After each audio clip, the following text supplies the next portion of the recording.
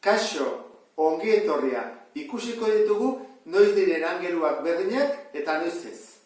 Eta hortarako eskema hau jarraituko dugu. Pentsa dezagun ditugula bi zuzen erakitzen direnak, hemen bezala. Orduan, erpinez aurkako angeluak berdinak izango dira. A. Angelua. Zein da erpinez aurkakoa?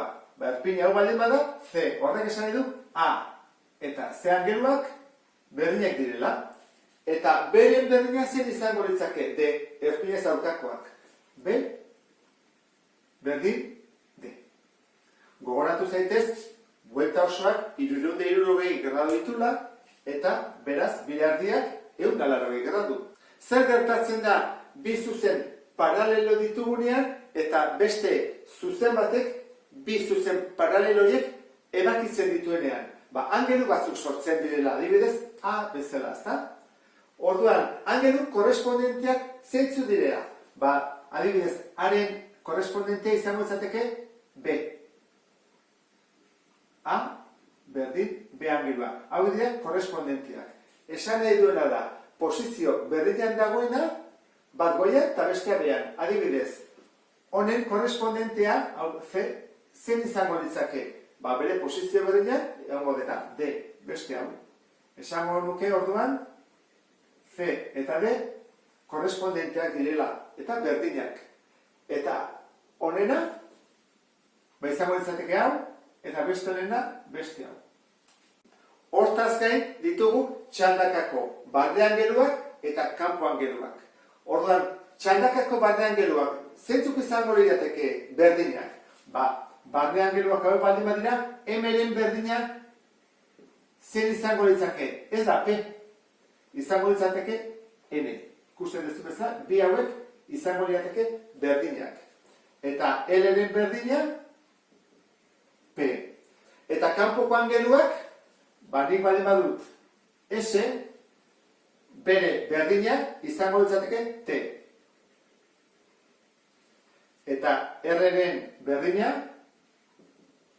V. Azkeneko hobeto ulertzeko adibide bat jarriko dizut. S-ren korrespondentea zein da? Izango litzateke hau, ezta? Adibidez, V bikoitza. S eta V bikoitza berdinak dira. Zergatik korrespondenteak direlako. Baina, gogoratu zaitez, V bikoitza eta T zer dira? Erpinez aurkakoak, beraz berdinak horregatik S eta T berdinak dira. S, V bikoitza eta T berdinak direlako. Angeluekin amaitzeko errepasatuko dugu poligono baten barne angelua. Izango litzateke hau, ezta? Jakin dezakegu, 3 angelu hauen batura zenbat den 180 gradu. Eta lau hauena, badakizun ikustu dut, baita dela, 360 gradu, ezta? 180, 360. Eta hemendik aurrera, zein da formula jakiteko? Egiten dena da, kontatu zenbat triangelu dauden. Horran, hemen zenbat triangelu dago bakarra. Hemen, bi egin ditezke ikusi.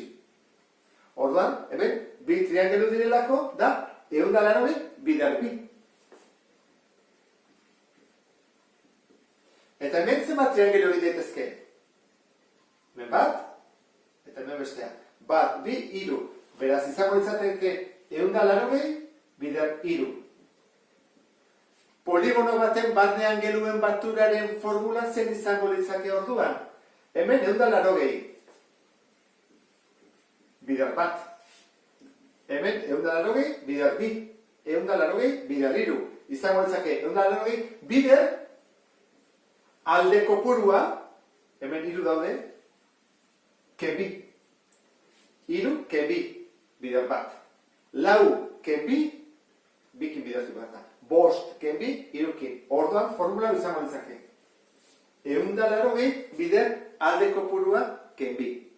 Orduan, galdetzen bat digute, poligono baten barne angeluen batura 1620 grado baldin badira, zenbat alde ditu? Egin bat egon nuke. Hau da, berdin, 180 bider NKB. Egin bat dugu, zatitzen pasa, erekebi gelditzen zaigu, zatiketaren emaitza bederatzi da, eta kentzen dena batutzen. Bederatzi gehi bi 11, orduan poligono horrek ditut 11 alde. Endekagonoa izango litzake, 11 alde dituelako. Eta horrekin, errepasatu dugulakoan, beste bat arte, agur?